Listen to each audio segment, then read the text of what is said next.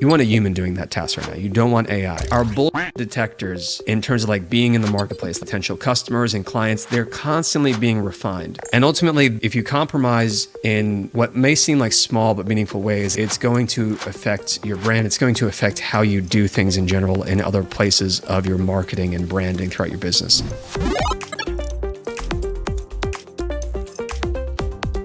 Hi, my name is Matt Ackerson. I am the founder and CEO of Growbo.com, formerly AutoGrow. We recently rebranded. And we started the company 13 years ago and have grown completely bootstrapped, no outside investment, to become a multi-million-dollar business employing a number of people from all continents. I like to start with that because I think it's important for people to keep in mind that, and part of what we share here, it's meant to show you that you don't need necessarily some big outside investment in order to continue to grow your business to 7 figures and beyond. That's part of what we're showing in these videos here. And if that is of interest to you, then please consider liking and subscribing to the channel. So today I'm going to give you 5 examples of areas in your business where you should not be using AI because it can be detrimental to your overall brand and or just operations and conversion rates. With that being said, let's get into today's video. So example number 1 related to that business owner that I met. Part of the appeal of the brand through Instagram, for example, and throughout several pages on the website was coming from photos. This was a local business. They could easily become a business where they're selling flowers anywhere to flower shops and or just have some sort of distribution or partnership. So it's not necessarily just like a local business. It could have some sort of an online store. But what could not be automated and what you would not want to automate with AI would be the authenticity of the photos, of showing, for example, the business owners working at the farm, showing customers, picking flowers. This is not something that you could emulate with brand integrity, let's call it, without something being sacrificed, because it's bad for your brand long term. It's bad for the marketplace. I think it teaches you to be lazy in some ways that are just unhealthy for your brand. It's going to come off in generic ways. And our bullshit detectors, in terms of like being in the marketplace, potential customers and clients, they're constantly being refined. And it's going to continue to evolve as, now in the age of deep fakes, where you can put Arnold Schwarzenegger's face, I just saw the other day on Dorothy in The Wizard of Oz singing. Obviously, that's fake. And there's still something that's just not fully human in those. So again, you can still detect it, but that sensitivity is going to continue to go up. And ultimately, if you compromise in what may seem like small but meaningful ways, it's going to affect your brand. It's going to affect how you do things in general in other places of your marketing and branding throughout your business. So I recommend sticking to photos, for example, that are authentic. And the scheduling portion,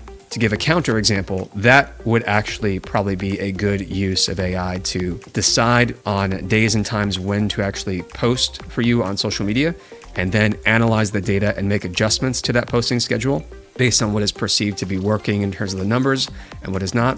That could be a great use of AI. Example number 2 involves blog content. With blog content, it is very easy. There are blogs today. They're just churning out content to rank on Google. The way that Google's algorithm works, they've trained their algorithm to work to identify EAT. EAT is an acronym, stands for expertise, authority, trust, and they added an additional E, and the additional E means experience. So in other words, are stories of personal experience, hands-on, showing that the individual or the company has real-world experience in doing the thing that they are teaching about or educating about. To give a counterpoint, where should you be using AI for quality blog writing content? Where does it help to enhance your work that you do and save you time? Well, research, outlining, I think putting together like a kind of a rough draft. And with the Growbo platform coming up, part of the reason why we ended up building this was because it took me about 60 hours to put together this whole grow flow, if you will. That's what we call the automations within the Growbo platform. We have grow flows where it's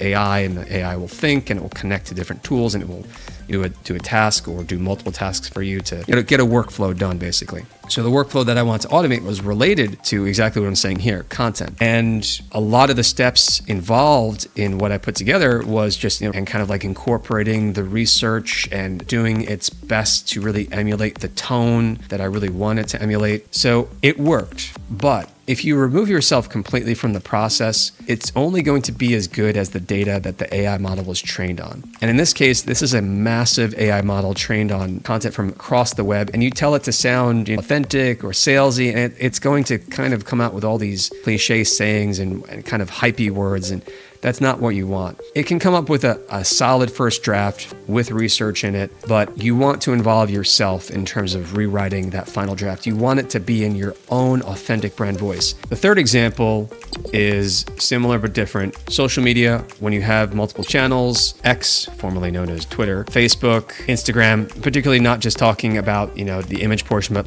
more so the written portion is what I'm focused on right now. You can have AI churn out text for these posts, and it, to offer a counterpoint, can be quite effective at putting together different options as far as strategies and approaches. If you have a tool that can help you to easily do this, not ChatGPT, you're going to want to use, frankly, Grobo.com when you see it. But AI can be really good for coming up with that initial first draft. And if it's small snippets and you test it well enough to know that it predictably can write and produce ideas that are in the vein of what you want to convey for your brand and that's going to engage people, fine. But a lot of the times, if you have any humor, for example, the AI is not going to be very effective at it, and is not necessarily going to be effective either at predicting what exactly is going to engage people. If you can accumulate enough examples, you can feed those examples back into it, and it's going to be more likely to be able to come out with content that you can use in your social media posts, like on Facebook, Instagram, X, text-based primarily I'm referring to here once again. But again, you need to have a human in the loop, that authentic tone, that little something special about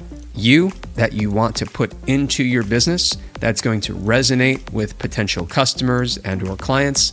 You need to be in the loop, or you need someone on your team who's going to be in the loop who gets it and can do that part. The fourth example of an area in your business where you should not be using AI involves hiring. And this is for several reasons. So first, many of the open source AI models that are out there, the licenses on them prohibit using AI in a hiring context, specifically for making hiring decisions. Now, that doesn't cover certain portions, which I'll talk about in a moment, of the hiring process, which are areas where I think you should consider using it. But when it comes to working with someone who's going to be on your team, you want to use it selectively, if at all. The reason why they put that restriction in place is because, number one, it's an AI model. It's driven by numbers and statistics. It's not human, and it can make significant mistakes. And it's also, in particular, biased based on whatever data it is trained on. And because there are certain laws in place around hiring, they don't want that liability, and they don't want anyone to be treated unfairly. For that reason, you don't want AI making critical hiring decisions for you, or perhaps making bottom of the funnel, let's call it, type of decisions, where even if you're in the loop for the final part of it, if it's just one step above that, don't include it there. Where I would recommend including it right now is in terms of at the top of the hiring funnel, where you're getting hundreds, sometimes thousands of applications for a job opening that you might have, and you're tight for time. You want to kind of whittle it down. AI can be really good for these situations. You want it to just look at certain qualifying and disqualifying criteria. So does this person have the minimum experience or minimum skills that you're looking for? And AI can be really great at just sorting out, out of 1,000 applicants, okay, here are the 200 to 300 who appear to fit this criteria. And then you can also audit that too and see how good of a job it did. You want to supervise it too. The fifth example, and perhaps in some ways the most interesting example, where you don't want to use AI, is any application where there's a visual interaction with an interface, like moving a mouse to go in and to troubleshoot something that might be development related or dev support, and or maybe using a tool like Lead Pages, for example, to drag and drop to build a landing page, for instance. You don't want to use AI in these contexts. Maybe for some consumer applications, I've seen it working, go to Amazon and then click this. But for business applications, I would say no. You want to rely on your human team and or human executive assistants for doing interface, where you're moving the mouse and you're clicking and you need that visual interface. You want a human doing that task right now. You don't want AI. This is the case because the tech is just not there today. For example, even a Fortune 500 company like Tesla, for example, they have more data to train their AI models on than anyone else in the world. And their AI models power the self-driving capability of their cars. But I can tell you, having ridden in a Tesla, that despite all of the smart minds behind that AI tech and all of the millions of hours of video training that have been pumped into the Tesla neural network brain to train it to drive better on the road, it misses turns. It wants to turn into cones if there's like cones on the road. It is quite advanced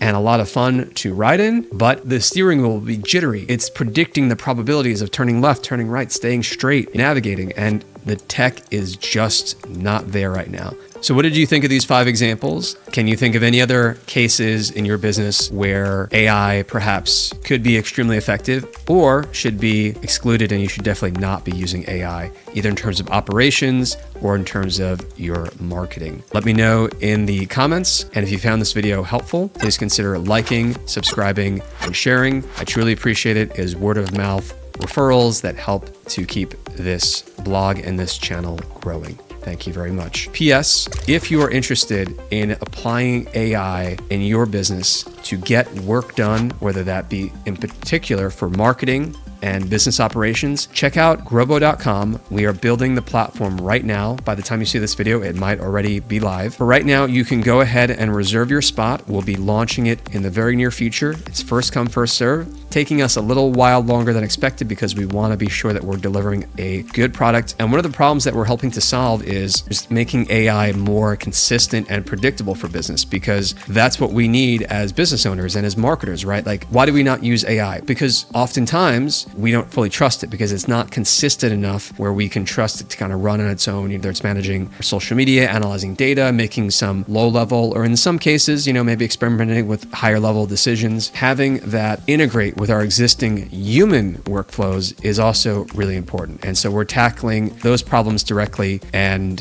with the Grobo platform, you can automate your growth in terms of marketing. You can hook it up to different third-party applications like WordPress, like Facebook, ActiveCampaign, and you can have it, create your weekly newsletter, weekly blog, whatever, and easily integrate with the people on your team and say, oh, go get Jane or Joe's sign off on this. Because honestly, that's what we want right now. And we want to make sure that what is being output is in line with our brand preferences as discussed earlier in this video. Go ahead, check it out. It's first come, first serve for early access. Reserve your spot for $1 at grobo.com.